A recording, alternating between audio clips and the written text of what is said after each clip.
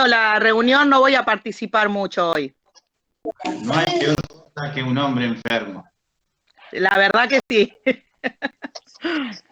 Nos transformamos en unos bebés. Sí. Danke. À la page 4, s'il vous plaît. Bueno, a ver, un comentario. Esta es nuestra segunda, no, es nuestra tercera clase, ¿verdad? ¿N'est-ce pas?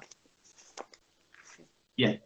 Un resumen apretado de la primera clase y del segundo encuentro. ¿Quién se anima a hacer algún comentario en español, desde luego, por ahora? Vemos si podemos recuperar algo útil.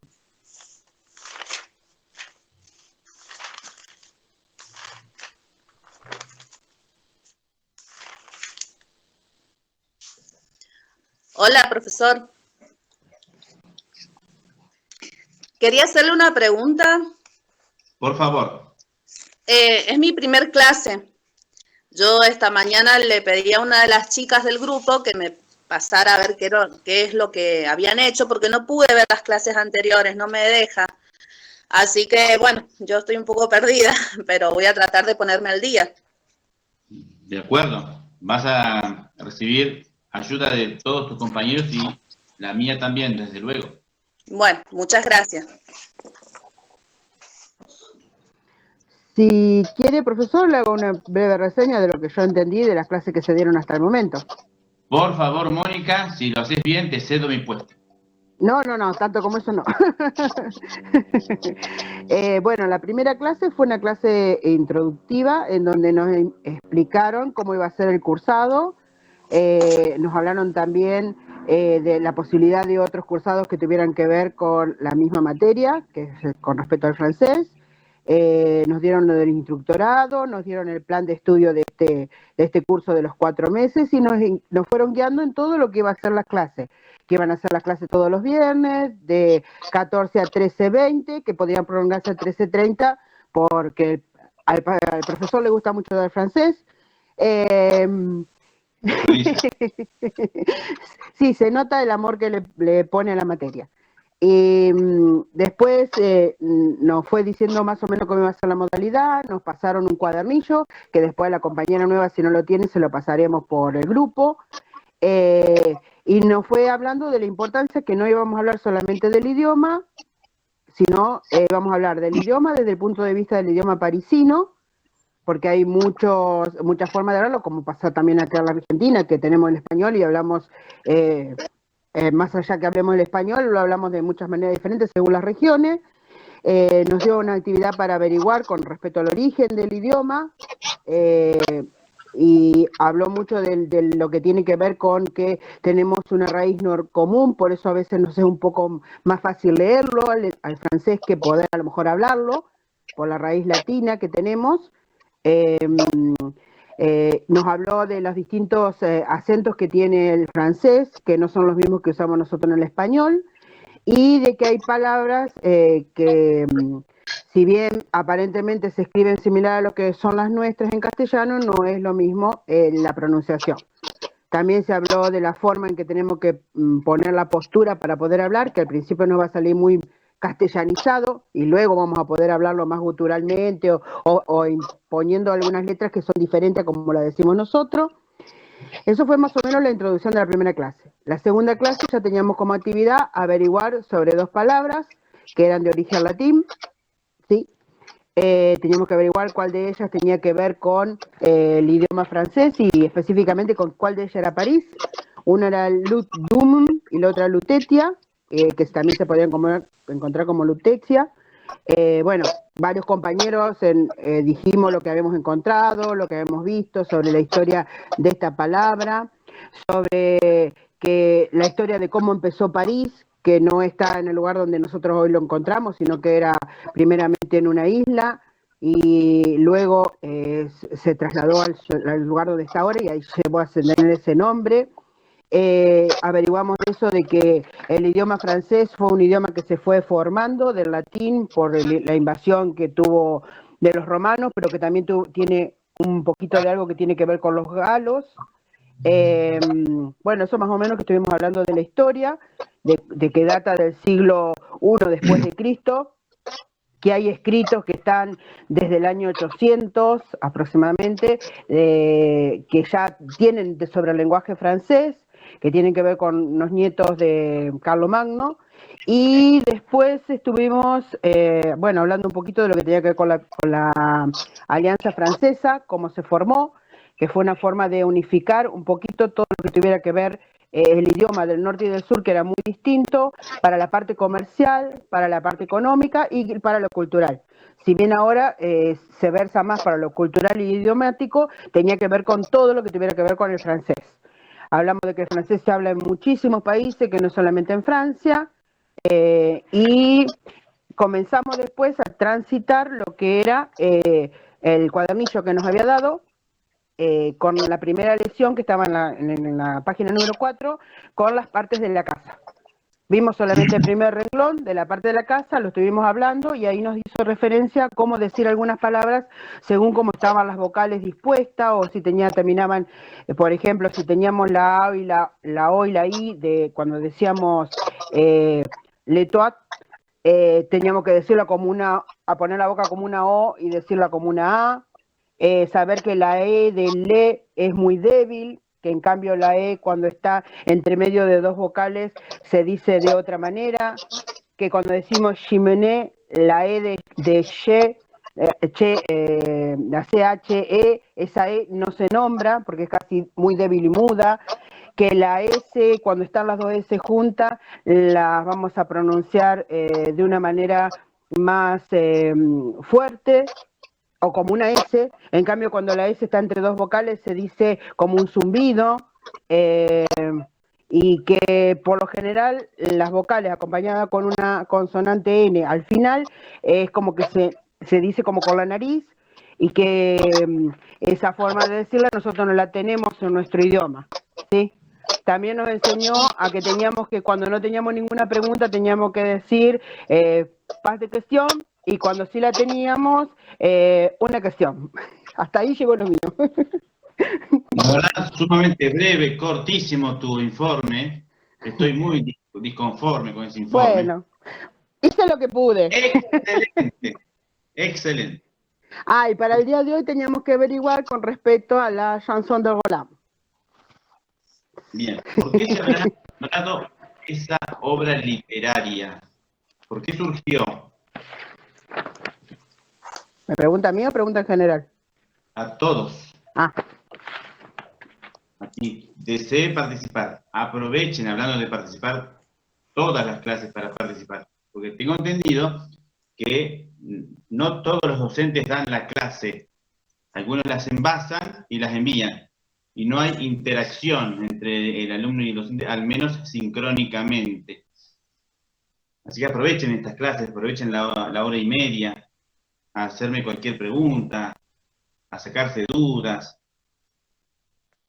Y recuerden que este diplomado, que dura 4 meses, se llama Lengua y Cultura Francesas. O sea que vamos a ver no solamente la lengua, el idioma francés, sino todo aquello que guarde relación con la cultura de los pueblos francófonos.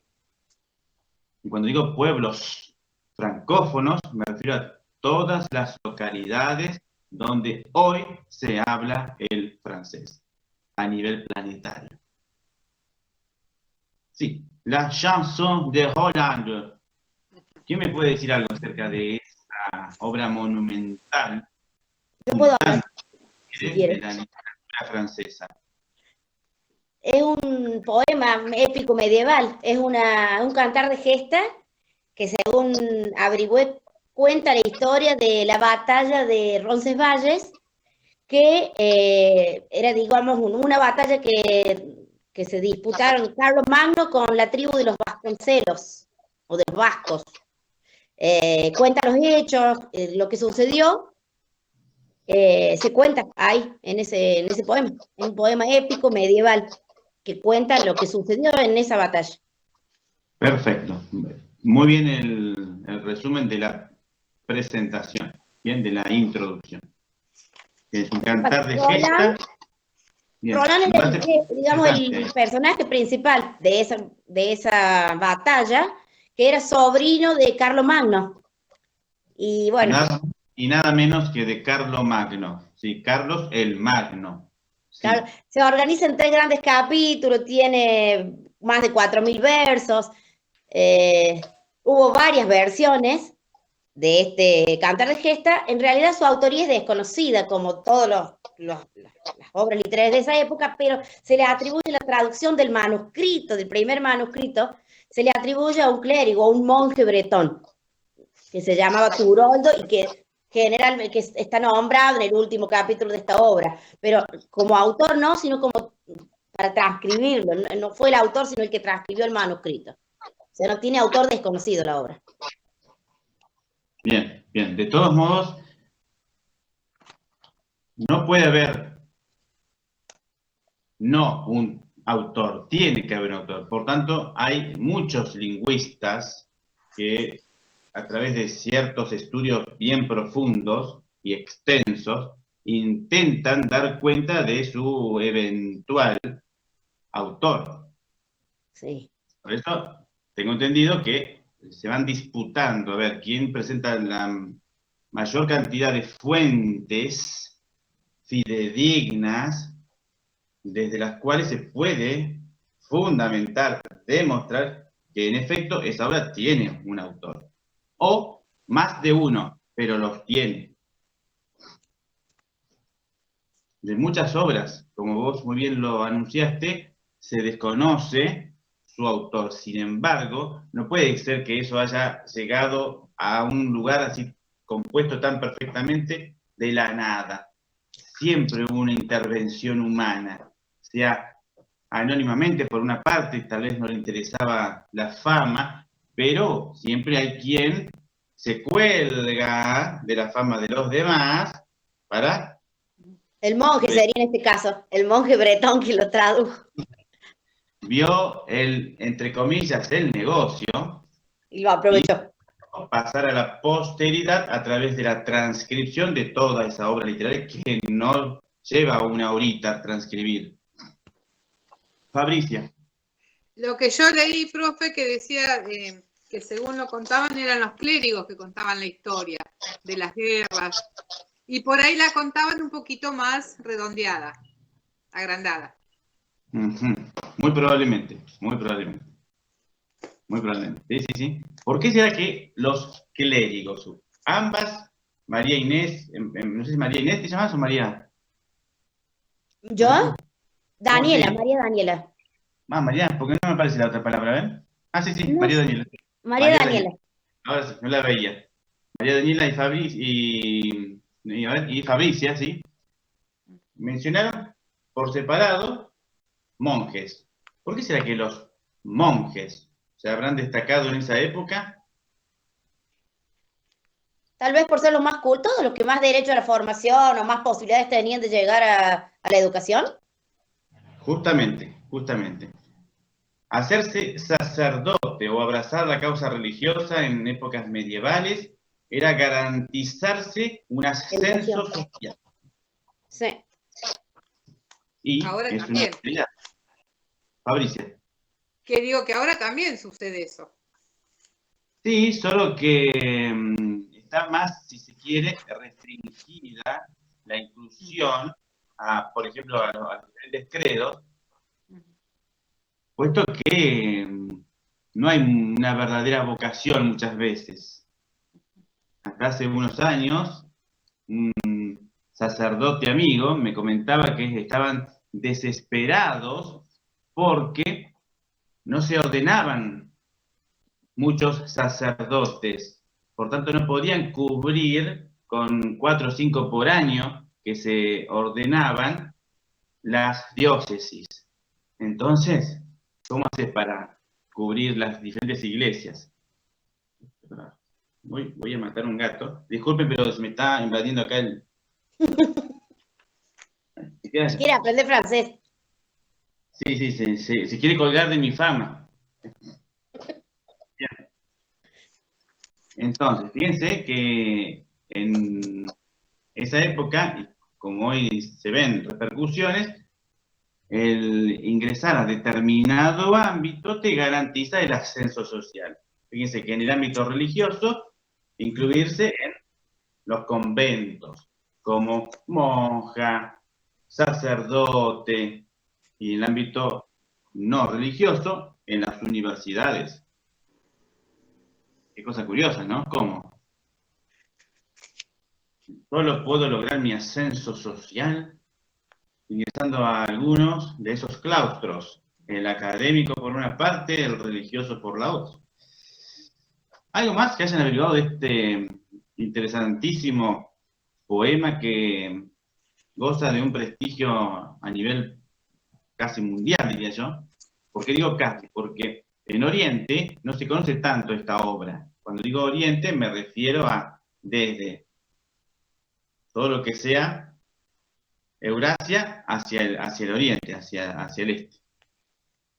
Yo tengo que fue el primer texto conocido como parte de la literatura francesa, aparte de los juramentos de Estrasburgo del siglo IX, fue uno de los primeros conocidos como parte, como que ahí comenzó a hacerse más conocida la literatura francesa. A partir de ahí empezó, a partir de la canción de Roland y los juramentos de Estrasburgo. Bien, como que el primer texto conocido. ¿La chanson es anterior a los juramentos? No, posterior. El primero fue los juramentos de Estrasburgo y luego la chanson de Roland. Siglo IX, X, aproximadamente. Entonces, si tomamos en cuenta las fechas aproximadas de esos documentos, ya podemos afirmar qué antigüedad tiene la lengua que estamos estudiando. Qué pregunta, ¿no? ¿Qué antigüedad tiene la lengua que estamos estudiando en el francés? Y desde el siglo IX en adelante. O sea, ¿qué antigüedad tiene? Casi 350. 1200 años. Como 1200 años, sí. Casi 1200 años. Si yo tomo en cuenta en el ámbito del español, el Cantar de Mio Cid, muy semejante en contenido, no tanto en trama. Sí. Está el Cantar de Mio Cid del año 1140. Posterior. A la... O sea que podemos decir ahora que la lengua española, si me baso de ese documento escrito, literario, es algo más joven, entre comillas, que la lengua francesa. Siempre los lingüistas se basan en fuentes fidedignas. ¿Y cuáles son ellas? Las que comúnmente están escritas, quedaron escritas de la época. No es que formen parte de una leyenda oral, sino de algo que está escrito. Eso es lo más importante que siempre se toma en cuenta. Desde luego, no hay que ser inocentes, esto le voy a decir algo que tal vez saben, o sí, ¿por qué no? Cuando yo encuentro algo escrito en francés, supuestamente, fíjense la palabra que yo uso, supuestamente. ¿Puedo decir que la lengua francesa nació cuando ese documento se publicó? Yo diría que cuando se creó el documento, no precisamente cuando se publicó. Porque se empezó a usar desde que lo hicieron, no desde que lo publicaron. Desde que lo escribieron. O sea que el documento en realidad está narrando un hecho que puede ser contemporáneo al autor o muy anterior al autor. ¿Qué hacen los lingüistas, los especialistas? Toman en cuenta estas dos opciones. La lengua, muy poco probable, haya nacido justo en el mismo año en que la persona publicó la obra, porque ya la lengua estaba en uso. Una lengua no se crea de un día para el otro, lleva siglos conformar un idioma. De hecho, ustedes ya hoy mencionaron algo. La lengua francesa, que hoy estudiamos, es un producto de la unión de varios idiomas, principalmente de la fusión de dos, el galo y el latín. Que tenga elementos del latín nos permite, a los que hablamos español, interpretar, si quiere, cómodamente la lengua francesa escrita. Que sea de origen galo, ahí sí nos está diciendo que el francés oral ya no es tan fácil de percibir como claro. Piense que tengo una vertiente escrita que me permite tener un acceso, familiarizarme con la lengua, pero una vertiente oral que se torna algo difícil de adquirir. Por suerte, nos toca estudiar la lengua en el siglo XXI. Ya está estudiada casi toda la lengua francesa. Se van actualizando los métodos de enseñanza y de aprendizaje, pero la lengua ya se conoce. ¿Qué se conoce? Se conoce casi todo lo que se cultivó en ese lapso de casi 1200 años. Nosotros somos unos privilegiados, porque si nos hubiera tocado aprender el francés hace 500 años, el francés en esa época no estaba tan minuciosamente estudiado. Hoy, si se quiere, nos lo sirven en bandeja, porque hoy tenemos diccionarios de todo tipo en francés, métodos de francés para estudiar francés de todo tipo, para enseñar francés de todo tipo. Ni hablar de la internet, que nos da acceso a cualquier material, inclusive aquel que se consideraba en su momento exclusivo de los estudiosos. Hoy ya todo el mundo tiene acceso a, no importa de qué material se trata.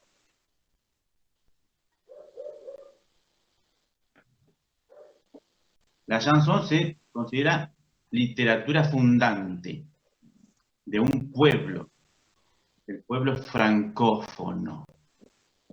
El francés se hablaba ya antes, 2 o 3 siglos antes de compuesta esa obra. Pero el hecho de que alguien se haya tomado el trabajo de pasar por escrito un texto en una lengua que no era ni el portugués, ni el ruso, ni el español, que tenga identidad propia, hace que este producto de la literatura sea considerado fundante. Esto marca un hito. Aquí se puede decir, comienza la historia confiable de la lengua francesa. Todo lo anterior está por verse aún. Tal vez haya algún que otro escrito anterior, inclusive a los juramentos. Es muy probable que estén perdidos. Una vez que se recuperen, van a hacer que yo me tenga que retrotraer aún más en el tiempo y enterarme de que la lengua francesa tal vez no tenga 1180 años, sino 1190 o 1200. Voy agregando años según la antigüedad de los documentos que se van recuperando.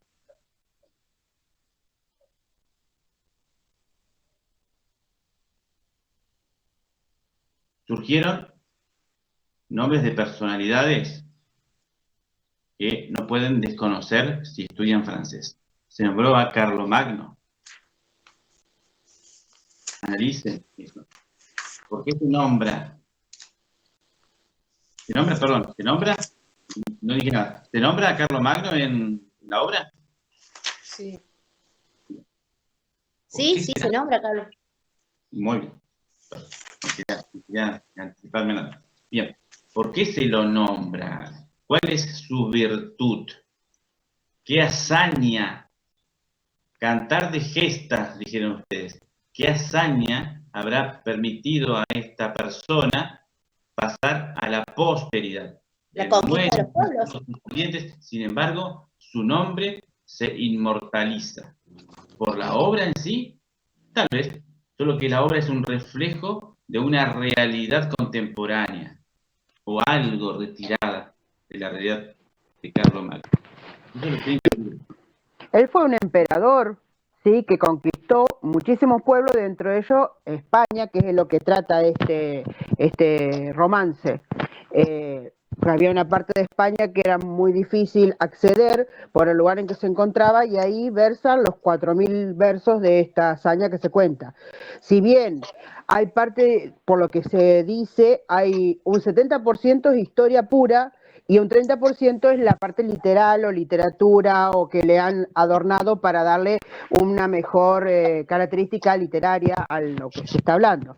Pero casi todos los personajes que se nombran, los principales al menos, existieron realmente y tenían un peso muy grande para la historia en ese momento. Bien, dijiste algo importantísimo. La obra no es 100% literaria, es decir, no es una obra de ficción, de invención. Contiene datos fidedignos, comprobables, disfrazados tal vez con ciertas figuras literarias, pero que contenga datos que hacen a la realidad pasada, la tornan también un documento histórico, de valor histórico, además de tener valor literario. Cuando digo Puede valor ser literario... histórico y mitológico. ¿Perdón? Histórico y mitológico. Ah, bien, mitológico. A ver, interesante, ahí sacaste la palabra también clave. Porque Mitológico. cuentan la historia de un gran héroe. Bien, tal vez para ensalzar la figura del héroe se hayan incluido elementos que no condigan con la realidad, pero que hacen que la figura del héroe se vea ensalzada, enaltecida. Bien, perfecto. Un montón se puede recuperar de esa obra, inclusive de cómo se usaba el francés escrito y cómo pudo haber sonado ese francés hace 1100 años. ¿A ustedes qué les También parece? Mónica. No, iba a agregar otra cosa, ¿no? De lo que preguntó. Que hablaba también de que la persona que lo transcribió también le puso algún valor religioso, porque en muchas partes habla del arcángel Gabriel, que fue a ayudarlo o que le habló en sueños. Entonces también ahí sí hay una partecita que se introduce que tiene que ver con el que tradujo o el que transcribió la obra. Justamente, deja de ser el traductor su formación teológica, religiosa, si se quiere. Fabricia. Que yo leo un poquitito de lo que encontré, profesor, que decía que los cantares de gestas son epopeyas de la literatura poética medieval que cuentan las aventuras de un héroe mitológico o histórico cuyas virtudes representaban el modelo a seguir y honor de los pobladores de esas tierras europeas. Estos eran transmitidos de forma oral por los juglares de la época. Palabra clave, juglares de la época. ¿Qué significa eso? Personas que se conocían la obra casi de memoria e iban de pueblo en pueblo narrando oralmente estos cantares para, de algún modo, recibir algún beneficio económico o la protección de algún rey, para caer bien a alguien justamente y adquirir ciertos favores, especialmente dicho comida, que es lo que se buscaba en definitiva, pero tenían un arte que no podía ser desarrollado por todos. Tenían que valerte de una gran memoria. Narrar. Fíjense que está todo en versos, ¿no? Está en versos eso. Está todo en versos. Perfecto. Sí. ¿Por qué? ¿Por qué están en versos? Porque eran cantidad cantidad de hojas, entonces lo tenían que separar. No es por eso. ¿Alguna vez se preguntaron cómo surge el escribir algo en verso? La gesta era una gesta romántica y lo hacían así por una forma de asociación para poder acordarse de lo que tenían que ir narrando. Era una métrica como una canción. Es más fácil para poder memorizarlo, porque eran muchas palabras para memorizar en tanto tiempo. Bueno, ¿qué pasa acá? Todo comienza con Profesor, algo... yo sé porque, o sea que esos juglares tan largos, a ver cómo puedo decirlo, se hacían en varios días, eran extensos. Pero, por supuesto, desde luego, y esto viene de una tradición Le llevaba centenaria. varios días. Llevaba varios días. Justamente se celebraban certámenes para que en ellos las personas que se postulaban a través de su arte oral convencieran al público y a un jurado eventual quién era el mejor en narrar esos hechos. Maravilloso eso, pero Y repito, hay acá que... encontré un pedacito, profesor, que decía que en España los cantares de gesta eran llamados cantos noticieros. Noticieros, justamente, porque estaban anoticiando, nos daban una novedad, algo de lo que no sabíamos totalmente. Tal vez guardábamos alguna sospecha. Bien. Todo empieza con la prosa, todo de corrido, hasta que a alguien se le ocurre, ¿qué hacemos? A ver, ¿qué pasa si yo a esta oración larga la divido mínimamente en dos? Me queda media oración acá y otra media oración acá. Bueno, a ver si, ¿qué hago? Memorizo, primero memorizo esta parte, una vez que lo hice, memorizo la segunda. Y eso me facilita. Como propaganda será. Me facilita en principio recordar mucho material. Y después se dieron cuenta de que gracias a esa segmentación podían decir esas dos partes de dos maneras diferentes. Y de ese modo atraer aún más al público. Los primeros narradores orales o poetas orales fueron los aedos griegos. Los llamados aedos, justamente. Solo se servían de la oralidad, nada más. Luego les siguieron los rapsodas, quienes, además de cantar, acompañaban su canto con instrumentos musicales, especialmente instrumentos musicales de cuerda.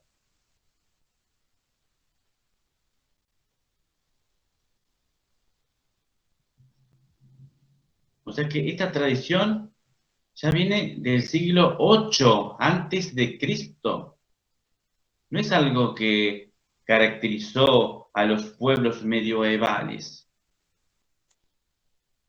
Es algo impresionante. ¿Cómo puede ser esto? Ya había gente, centurias antes, que se dedicaba a la transmisión oral de estos cantares. Sí.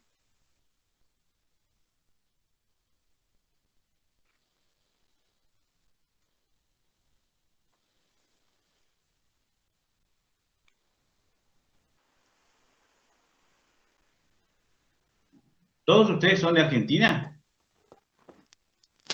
Sí, yo sí. Bien, todos, bien. Si somos todos de Argentina, seguramente van a poder responder a la siguiente pregunta.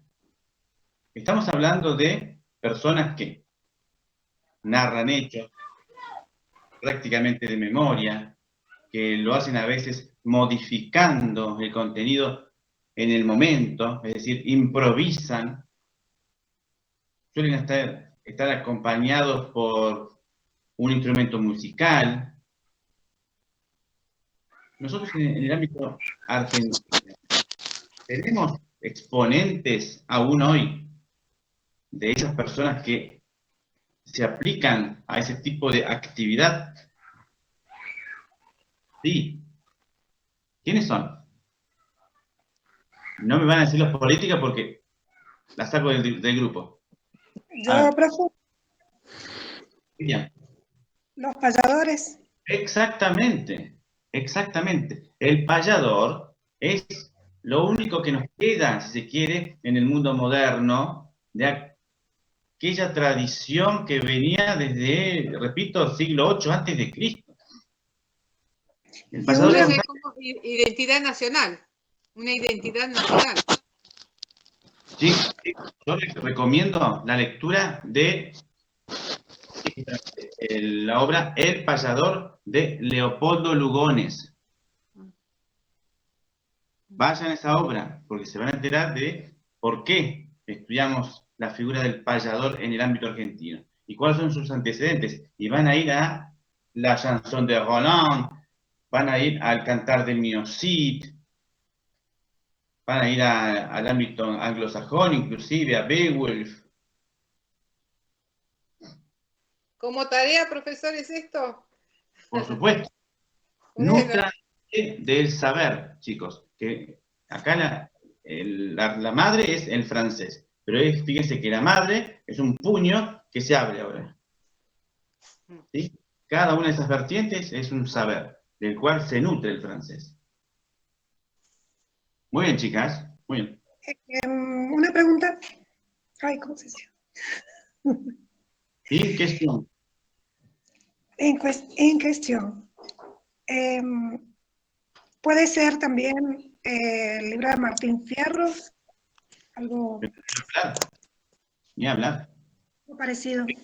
Qué casualidad, José Hernández, al componer su Martín Fierro, intenta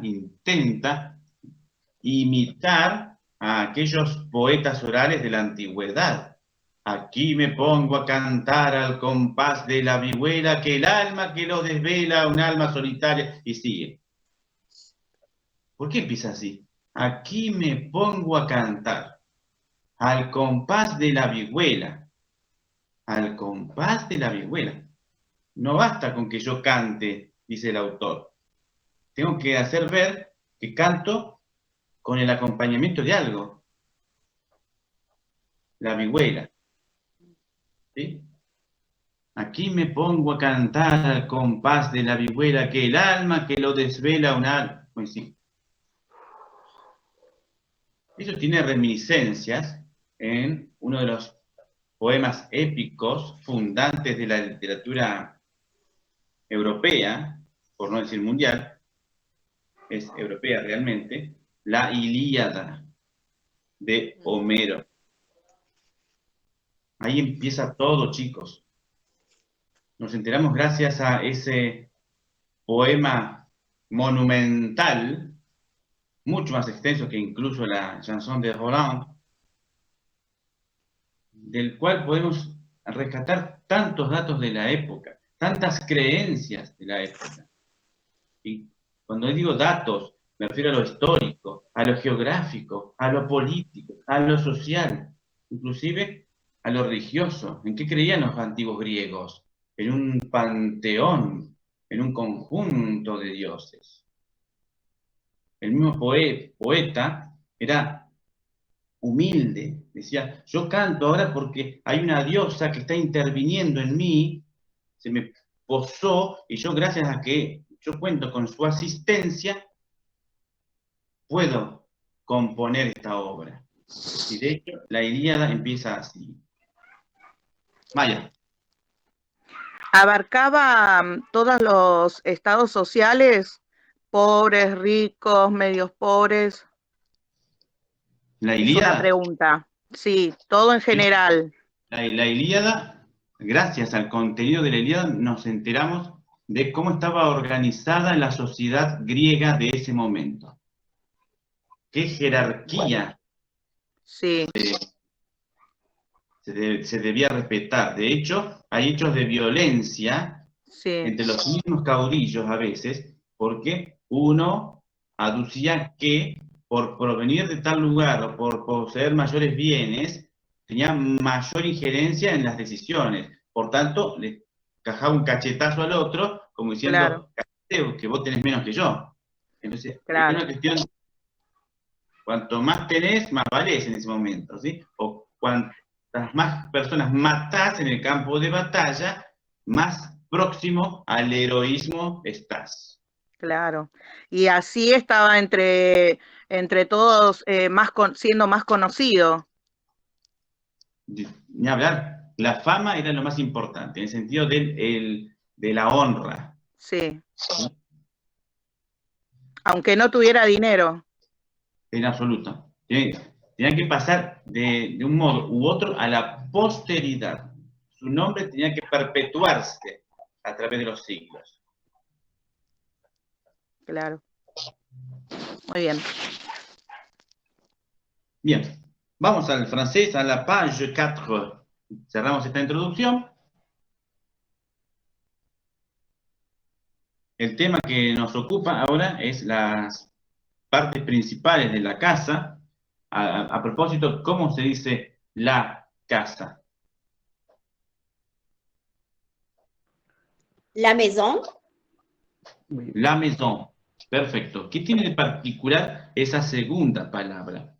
Maison. La leo, yo no sé nada de francés y digo maison. ¿Qué tengo que aprender? ¿Qué me dice el francés indirectamente a través de esa palabra? Que la unión de la letra A más I se pronuncia E, por ejemplo. Exacto. La A junto a la I en la misma sílaba.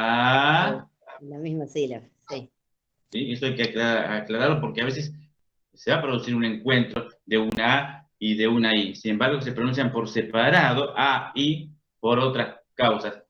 A propósito, hablando de esa secuencia vocálica, seguramente ustedes recuerdan en este momento, porque se los voy a hacer recordar, el nombre de un país centroamericano que fue colonia francesa. Y se ¿Haití? caracteriza por... ¿Perdón? ¿Haití? Exactamente, exactamente. ¿Cómo se escribe Haití en francés? Nosotros, ¿cómo escribimos esa palabra en español? H-A-I-T-I, ¿verdad? Bien. Sí. Ahora, en francés, ¿cómo se escribe esa palabra? Nosotros la pronunciamos así porque el francés nos dijo indirectamente que la pronunciáramos de ese modo. Decimos Haití en francés, perdón, en español. ¿Y en francés? Para que el francés pueda pronunciar eso, ¿de qué manera debe escribir la palabra? ¿Qué pregunta? Esto cuando lo sepan, lo pueden usar para el próximo encuentro con amigos a modo de adivinanza. ¿Sí? Muy bien, María. Haití con los puntos, con los dientes. Muy bien, muy bien. Anoten esa H mayúscula. A. I. Pero la I ahora ya no lleva puntitos, lleva dos puntitos. La llamada diéresis. Diéresis, sí. ¿Por qué hace uso de la diéresis el francés en este caso? ¿Qué pasaría si esa palabra no tuviera diéresis sobre la I? ¿La I sería muda? Sería una E abierta. Todo eso se formaría, una E. se transformaría en una E. Sería Una E. eti. Y como no se pronuncia eti, de algún modo, chicos, tiene que la I dar a entender que ya no forma parte del diptongo. A-I-T, dicen en francés. A-I-T. Haití. Y de eso que escuchamos, transformamos en español Haití. ¿Lo ven eso? Ahora sí saben por qué en francés la secuencia ahí, cuando no tiene diéresis, se pronuncia E como en maison, y la secuencia ahí, cuando tiene diéresis, se pronuncia A, I. La A por una parte, la I por la otra. ¿Hasta ahí vamos bien o ya quieren abandonar el diplomado? No. Lo veo con muchas ganas de abandonar ya.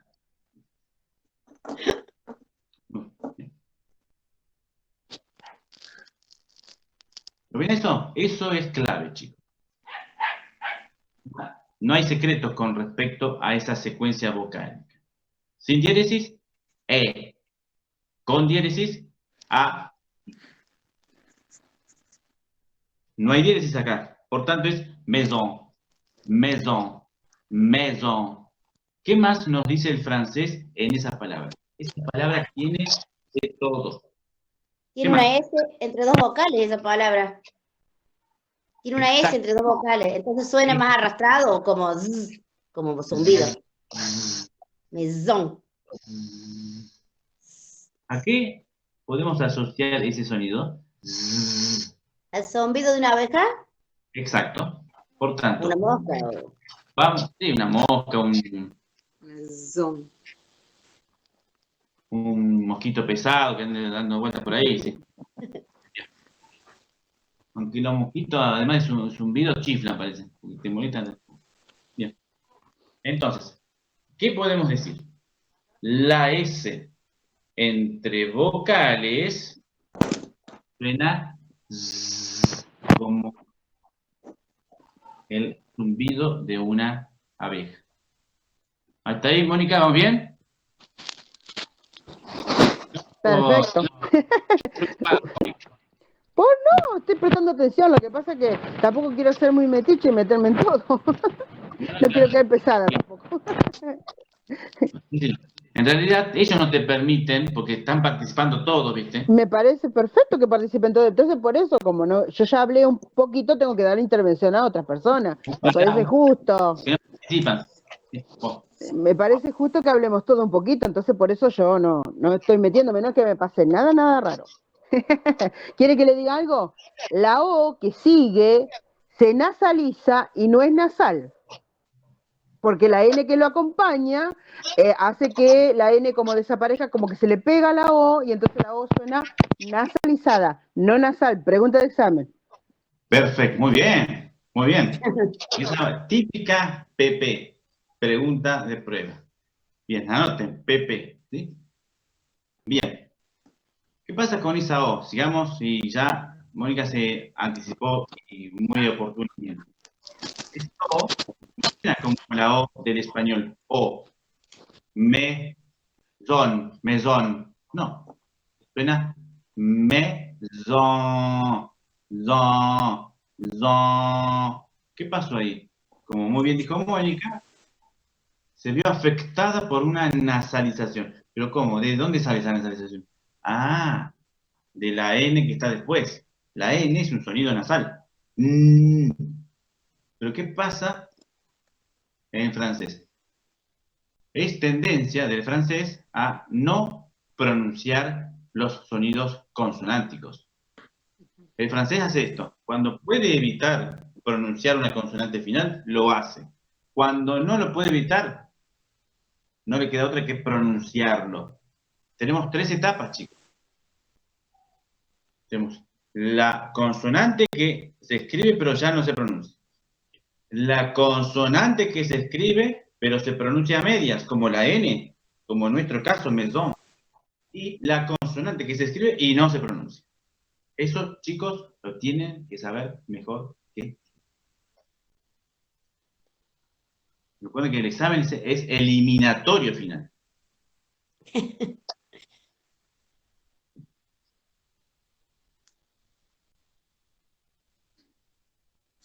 ¿Lo puedes Bueno, repetir? Por supuesto, eso va a ser. 3 son las etapas. La consonante final puede estar escrita y no sonar.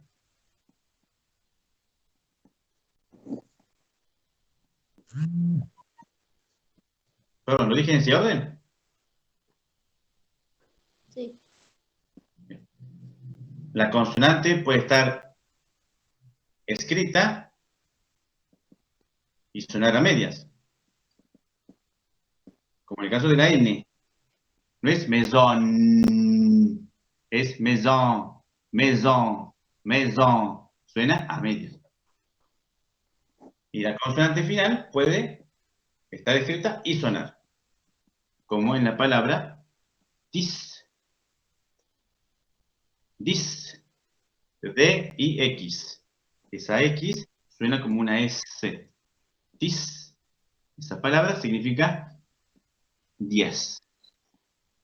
Que es la nota que yo quiero que todos se saquen. Como mínimo. Una preguntita, un ejemplo de la primera que se escribe y no suena, ¿cuál podría ser, por favor? Salí. Cuando yo los saludo, puedo usar la palabra salud. se escribe con T final. S-A-L-U-T. Escribo la T, pero ¿qué pasa con esa T? No se pronuncia pas. No suena. Salut. No, yo pa. Esa es la gran tendencia del francés. Dejar de lado las consonantes. Pero no en todos los casos logra hacerlo.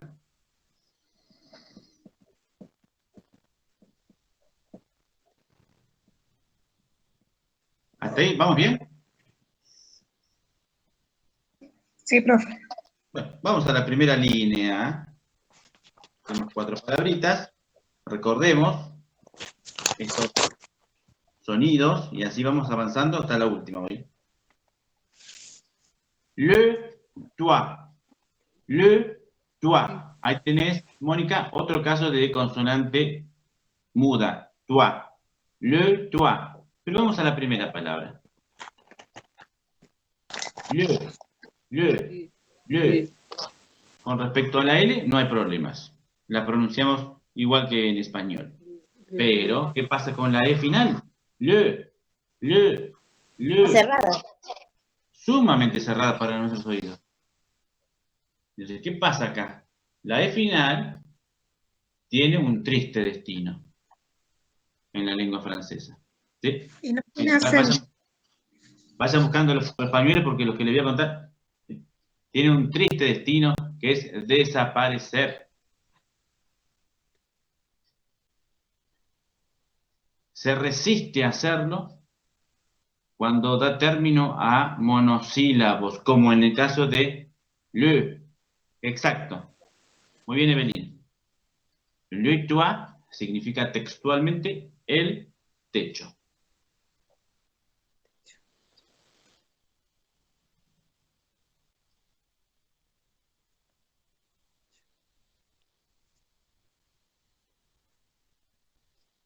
Entonces ahí la E se resiste a desaparecer. Pero ¿por qué? Yo les pregunto eso en el examen. ¿Por qué? ¿Cómo? Yo sé que la E final no suena en francés. ¿Y acá por qué suena un poco? Y porque la E final en monosílabos se resiste a desaparecer. Se debilita. Exactamente.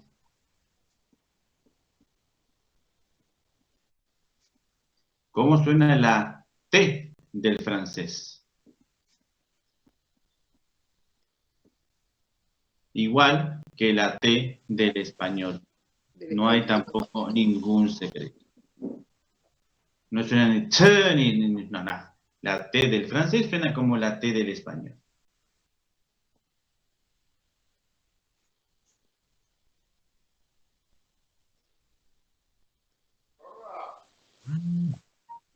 Luego vemos, si yo no sé nada de francés, digo letoit.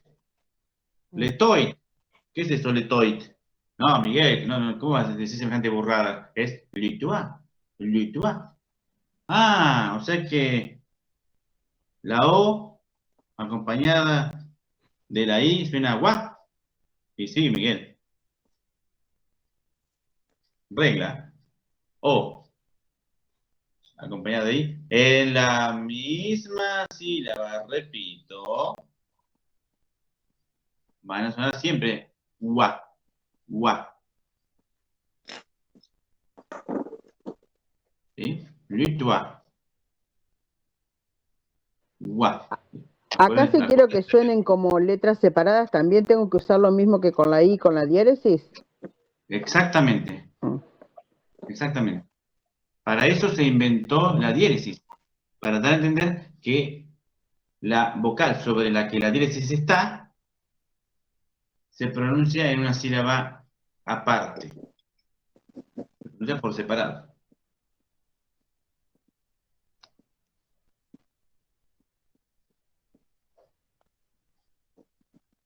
Le toi. Y en este caso constatamos que la T final no se pronuncia pas, no suena.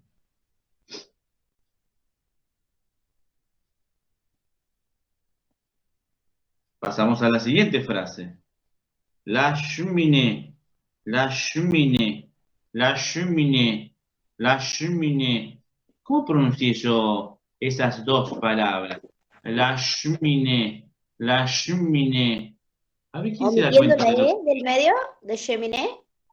¿Perdón? La primera E se omite, la cheminée. ¿Por qué? ¿Por qué no está acentuada y sería muda? Bien. La E, cuando no tiene ningún signo arriba, ningún tipo de acento, ningún tipo de marca, no representa ningún sonido.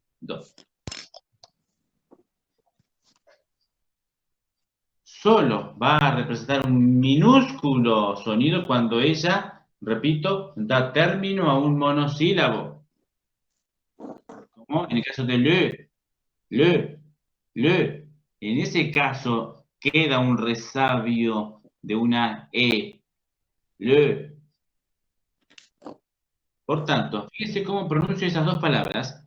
La cheminée. La cheminée.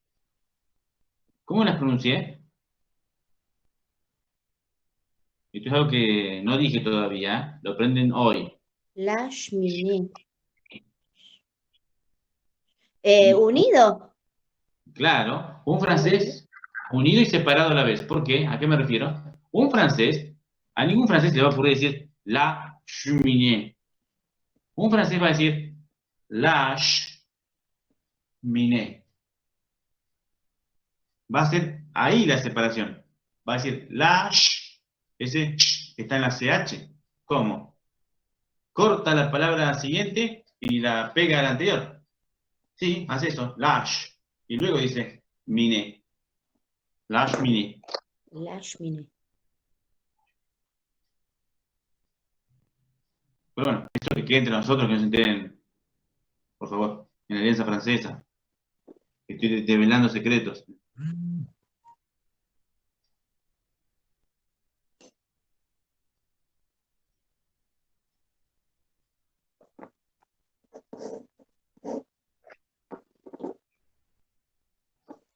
¿Por qué suenan juntas? ¿Perdón, Natalie? ¿Por qué suenan unidas? O sea, ¿por qué lo unen? Eso hacemos también nosotros en español. Una palabra, siempre de dos, tiene más peso. Eso que la otra. Nosotros, por ejemplo, cuando decimos la cama, la cama, la cama, usamos todo esto como si fuera una sola palabra. No decimos la cama, decimos la cama, la cama, la cama. La palabra cama es un sustantivo. Anoten, comúnmente los sustantivos son los que portan el acento primario, son los que dicen yo soy el núcleo, la parte más importante. Por tanto, todo lo que está antes o después está supeditado a mí, estos giles dependen de mí, ¿sí? Francés, la cheminée, la cheminée, la cheminée. Yo no acentué la palabra la, acentué la última sílaba de la palabra cheminée. La cheminée. A ver, Natalie, quiero escuchar tus sonidos. La cheminée. La cheminée. A ver. La cheminée. Bien.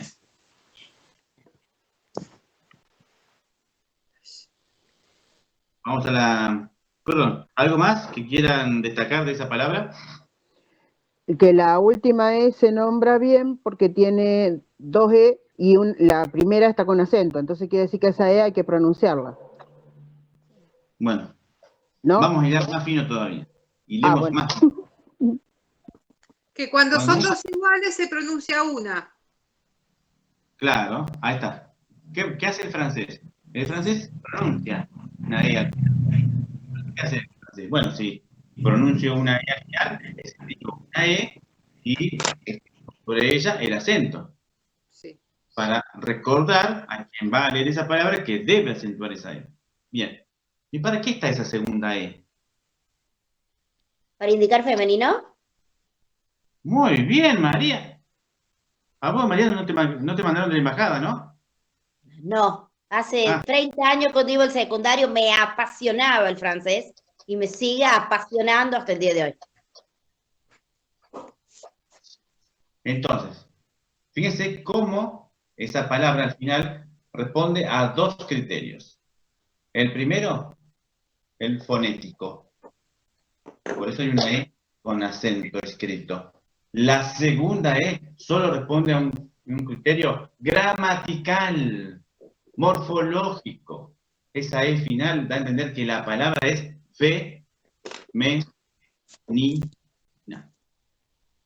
Profesor, es porque el francés tiende a ser masculino. Ajá, qué pregunta esa, ¿eh? Cosa curiosa, ¿no? El francés Por como lengua, eso destaca así el femenino. justamente. La E final no siempre es signo de feminidad. Por el contrario, está más asociada esa E a lo masculino. Por eso acá la deben duplicar. Bien. Muy bien ahí, bien. 12. No, acá me parece un 13. Gracias, profe. Muy bien, así me gusta. Cheminée. Vamos a la siguiente palabra. La terrasse. La terrasse. ¿Qué pasó ahí? Con la T no hay problemas, dijimos. Pero acá, Miguel, ¿qué pasa acá, Miguel? ¿Qué pasa? Vos nos dijiste que la E, al no tener nada arriba, no se pronuncia, y la pronunciaste. Nos estás Porque no mintiendo. termina la Porque hay una palabra. R, porque le sigue una R, A ver, doble. Paola. No, por ahí me equivoqué, porque no termina la palabra la E. No, le pifié. Sí, le pifié, mira cómo te lo digo. No. Vamos a hilar fino. Por regla general, cuando yo veo una E sin acentito, no debería pronunciarla. Sin embargo, como dice Belín, acá debe pronunciarse. ¿Pero por qué? ¿Qué hace el francés? Hace dos cosas. Dice el francés, bueno, si tengo ganas, a la E le escribo un acento. Chao. Y si yo tengo ganas de escribir acento, ¿qué? ¿Qué problema hay? Bueno, pero de alguna manera tenés que indicar que esa E se pronuncia. Bueno, no voy a usar el acento, voy a usar otro recurso. ¿De qué otro recurso se vale el francés? Duplicando la consonante. La palabra terrasse, no inocentemente, se escribe con dos R's. Se hace a propósito para indicar que la E anterior debe ser pronunciada. Entonces, ¿cuál va a ser mi pregunta típica de examen? ¿De qué recurso se vale el francés para indicar que la E suena? Duplicar las consonantes. Duplicar consonantes. Duplicando las consonantes o escribiendo sobre la E un acento grave, un acento agudo, un acento circunflejo.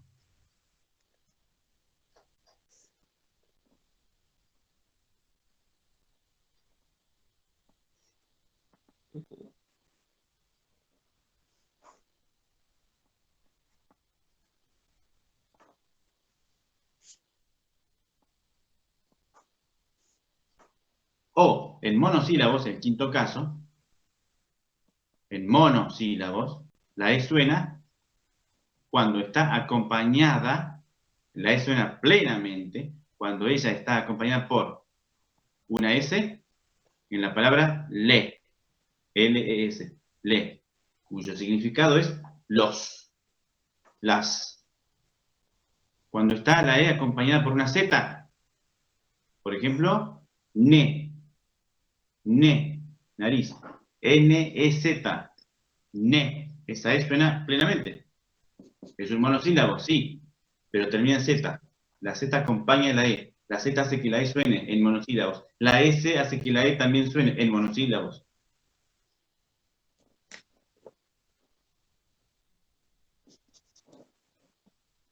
Y ahora los quiero ver. ¿Por qué estará esa S duplicada en Terrasse. Piensen lo que van a responder porque los bajo del grupo.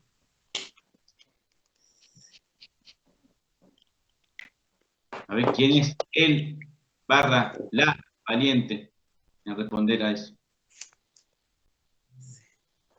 ¿Cuál era la pregunta, perdón? ¿La pregunta? Sí. No. ¿Por qué esa S en terrasse está duplicada? Terrasse. Funciona como una S nuestra. O sea, se nombra como una S y no como un zumbido como era el anterior. Muy bien, Mónica. Bueno, Compare la palabra maison, en que había solo una S, por eso pronunciábamos Z. Pero ¿qué pasa con terrasse? Al ser duplicado suena más suave. Suena como la S nuestra. La doble S francesa suena como la S española. En question. S'il te plaît. Por ejemplo, pasa con todas las consonantes, por ejemplo, en salle de bain, sala de baño, que se duplica la doble L. Salle de bain, ¿sí? A ver, ¿cuál es la pregunta? Que como la doble S suena a S, si la doble L suena a L sola. Exactamente. Muy buena esa pregunta. ¿Por qué? Gracias. Ahora sí entendí la pregunta. No inocentemente los franceses duplican consonantes. En algunos casos lo hacen para que la E anterior suene. En otros casos, para dar a entender que esa M o esa N o esa L suena como la M, como la N, como la L del español. Salle de bain. Sal. No hay ningún misterio ahí. ¿Veo la palabra? Ah, ¿cómo? Se escribe con 2 L's. Sí, lo hacen a propósito para indicar que esa L se pronuncia como la L del español. Salle de bain. Muy bien. ¿Puedo preguntar algo, profe? Bueno, está bien, si no queda otra, Fabricio. En todas las consonantes dobles. Bien. No, te corrijo algo. En todas las consonantes duplicadas. Bien, profe. Chicos. No es lo mismo decir consonante doble, que es la que se escribe con una sola letra, pero suenan dos, que consonante duplicada. Escribo la misma, pero pronuncio solo una. Pregunta de examen va a ser eso. ¿Qué diferencia hay entre En una todas las consonante consonantes doble? duplicadas. En todas las consonantes duplicadas. Ahora sí, me gustó más. No sean alumnos de 9.99, sean alumnos de 10. Bien, ¿Qué les profe. cuesta?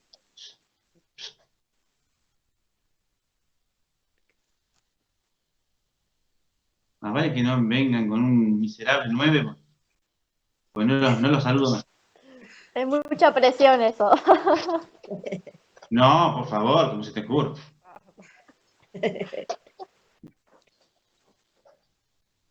Ahora viene la pregunta de inteligencia. Dijimos que si veo una E que no tiene ningún acento, ninguna marca especial, esa E no suena. Como en el caso de Texas. Entonces, ¿para qué está esa E al final?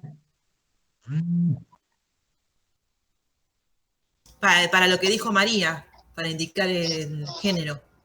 No. No hablo más, listo, chao.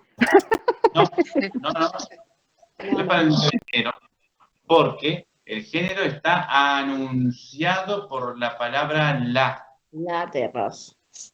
Sí, tenés razón. Ahora todos se van a la terraza y se suicidan. Bueno. Haber respondido mal. Bueno. Por eso, no inocentemente, se utilizó antes la palabra la. Igual que la sal de bain. La palabra sal tal como la veo escrita, y la verdad que no me puedo aventurar y decir que es una palabra femenina. Lo tengo que hacer, corroborar a través de la palabra anterior, el artículo. Para eso está el artículo, chicas. O chicos, no sé, quizás hay mujeres, ¿son mujeres acá? ¿O no hay ningún pibe? A ver, ¿algún garzón ahí? ¿Algún garzón? ¿No hay ningún garzón?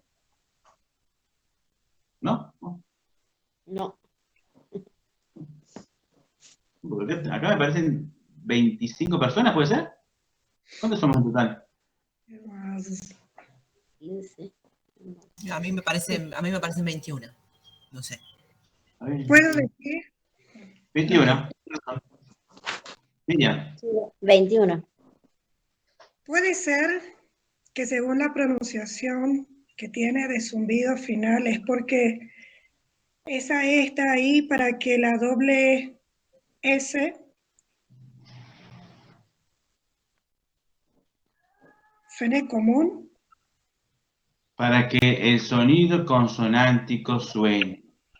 Ahí está el secreto. No son ningunos estúpidos los franceses. ¿Qué pasa acá? Ellos saben, por una parte, que la E, cuando no tiene ningún signo, es muda. Por tanto, cabe la posibilidad de que yo tampoco pronuncie la consonante anterior. Sin embargo, dejan esa E o la agregan para dar a entender que la consonante anterior debe sonar.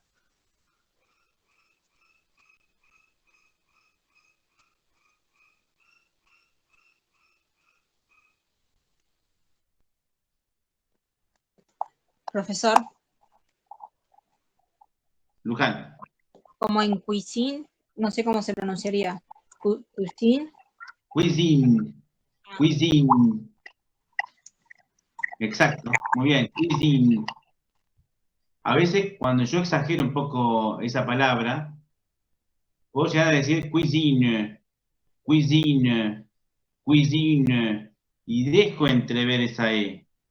Pero, ¿qué pasa? Lo puedo hacer cuando yo cito la palabra, cuando la dicto, cuando la uso de corrido junto a otras palabras, tal como lo hace un nativo, no se escucha esa E. Es cuisine, cuisine, j'aime la cuisine, por ejemplo. Cuisine, hasta la N nomás. Y esa N suena plenamente. Me lo dice la E final. Cuisine, perfecto. Yo soy muy partidario de la exageración, de la fonética exagerada. Por eso van a escuchar de mí muchas veces decir, en vez de decir cuisine, decir cuisine, cuisine. Porque exagero el sonido, de hecho. Pronuncio la palabra como si constantemente estuviera dictándola. ¿Pasamos a la siguiente palabra?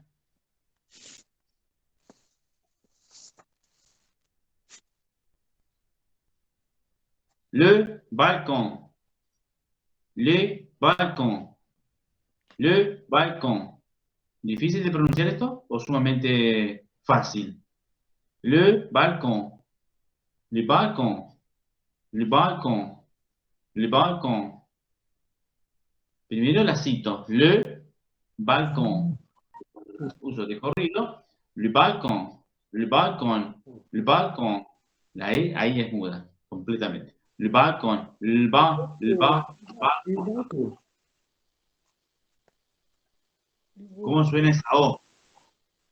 ¿Nasalizada? Nasalizada. Exacto, exacto. Nasalizada. Fíjense, está nasalizada porque la N no puede pronunciarse plenamente. ¿Por qué no puede pronunciarse plenamente? Porque no está acompañada por una... E. Bien. Si la palabra termina en E, será le balcón, le balcón, le balcón. Y no suena así. Suena le balcón, balcón, balcón. ¿Lo ven eso? Está espectacular eso, ¿no? Son los secretitos que voy develando de la lengua francesa. Yo, como siempre, odié los secretos, los develo a todos.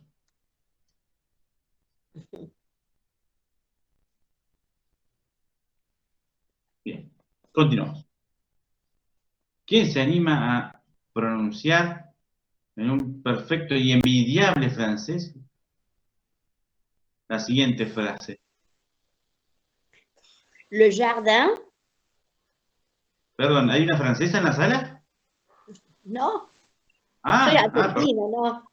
No, lo que pasa es que viví 6 meses una vez y 3 meses otra en Francia. Y para comer y hacer las compras tuve que aprender sí o sí, porque si no, no comía, ni iba al baño, ni me movía. Bueno, le jardin. Le jardin. Ahora yo exagero más aún. ¿Sí? Le jardin. Ahora, cuidado que tiene otro secretito. Ya sabemos el secreto de le. El secreto tiene la consonante de jardin. J, j, j, j, j, ¿Suena como jardin. cerraje? Jardin. ¿Cómo suena esa J? Como una Y, con una Sí. vocal, como una Y. Como una Y, bien pronunciada, hasta diría yo exagerada. Ya. ¿Qué pasó ahí?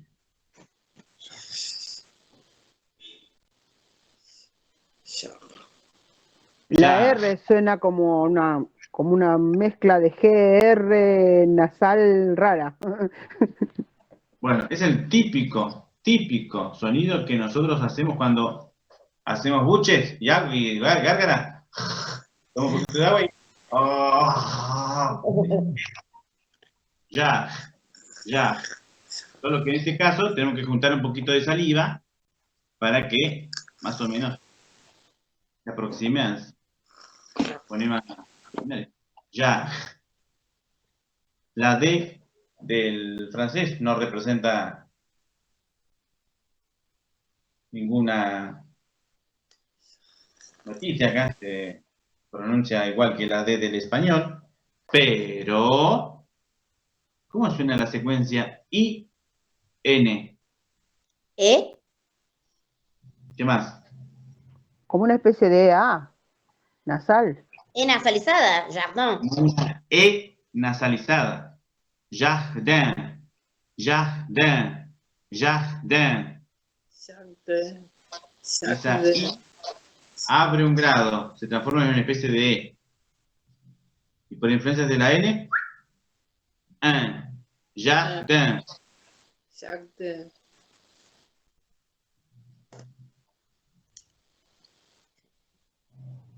Esto es regla. I más N en la misma sílaba suena en, con una E nasalizada. I más N dijo, ¿verdad? I más N en la misma sílaba.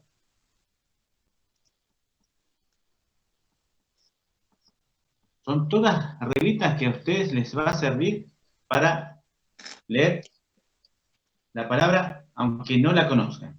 Pero ya saben cómo se pronuncia.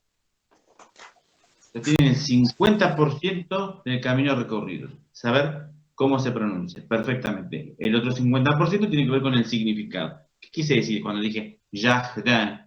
Voy al diccionario, o le pregunto al profe, a ver, o le pregunto a un amigo nativo, ¿sí qué significa esto? Ah, jardín. Mira vos. Ya está. Ahora sé todo de la palabra. Cómo se pronuncia, cómo se escribe y qué significa. Por tanto, yo tomo todo eso en el examen. Cómo se pronuncia, fonética. Cómo se escribe, ortografía. ¿Qué significa? Vocabulario. Profesor, ¿me podría informar el diccionario, el nombre? Porque no lo recuerdo, usted lo dijo, para comprarlo. El que yo recomiendo, Sí. porque contiene toda esta información, ortografía, fonética y significado, Sí, es el de la editorial Océano. Océano. Sí, lo había dicho, pero no lo encuentro donde lo anoté, entonces. A ver si lo... es este. Océano Compra. Ah, Océano Compra. Gracias, profesor. ¿Puede ser este o el de menor? Este es el ya para... A ver.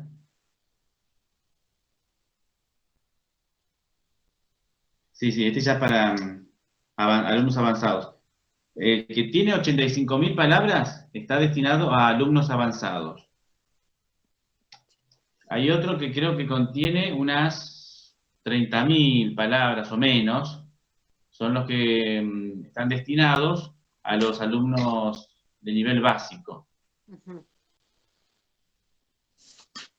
Hay uno que está muy lindo, que es el de, si lo pueden conseguir mejor, porque es un diccionario que está compuesto para principiantes. Pour débutants, en francés. Es de la editorial, no estoy equivocado, editorial Vox, de corta o X. Esperen un momento, yo lo debo de tener acá porque es un libro interesante.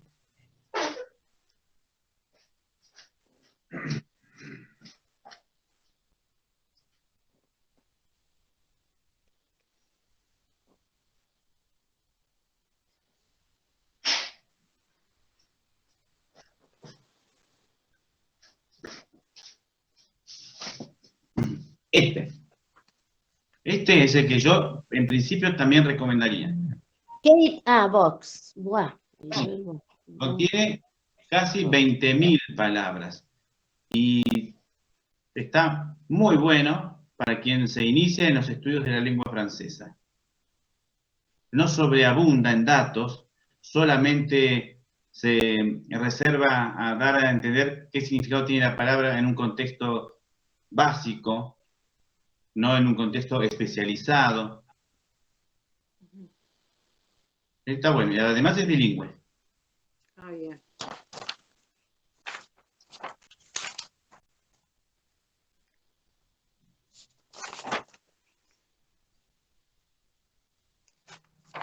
Pero lo que tiene de malo, y siempre tiene sus pros y sus contras, que no tiene el otro, que les mostré, es que no dice cómo se pronuncia la palabra.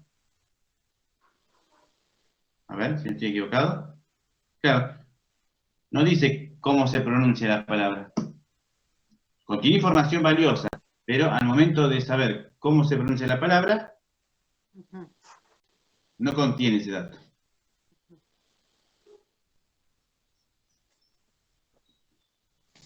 Por eso yo comúnmente recomiendo el de Océano.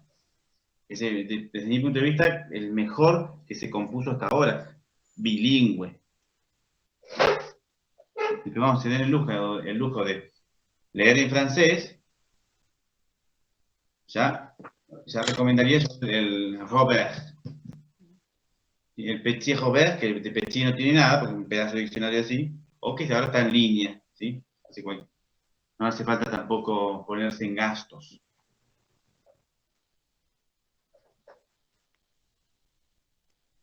Bueno, y la última palabra, le garage. Le garage. Le, otra vez vemos un resabio de una E ahí. Le. Y luego garage.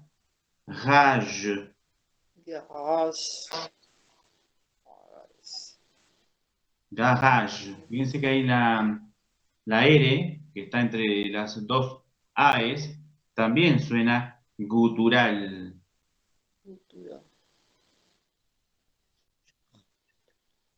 Habíamos visto una R duplicada en terrasse, que solo se duplica para dar a entender que la E anterior suena.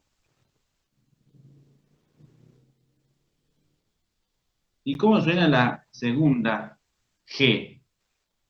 Garage. ¿Como Y? Garage. ¿Cómo? ¿Como Y? Garage. O sea, vamos a deducir lo siguiente. La Y, el sonido Y del español, puede estar representado en francés por una J o por una G. Jardin. Ahí tenemos una J. Pero en garage tenemos una G.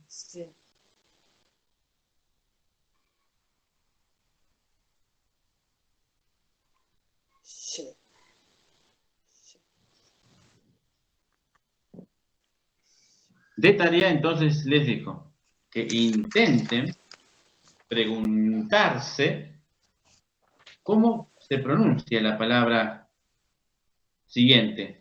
Ya lo estaba por decir. ¿Cómo se dice puerta? ¿Cómo se dice ventana? Entrada, pasillo, escalera, ascensor, cocina, sala de estar, el baño, el dormitorio, la oficina, la pared, el sótano.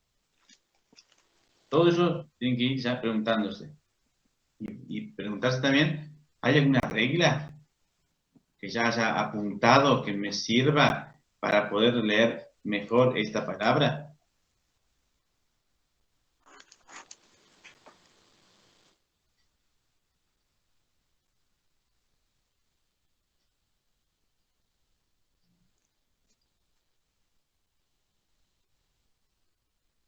¿Dudas hasta acá? Sí. Creo que hoy asisten por primera vez 3 compañeras nuevas, si no estoy equivocado.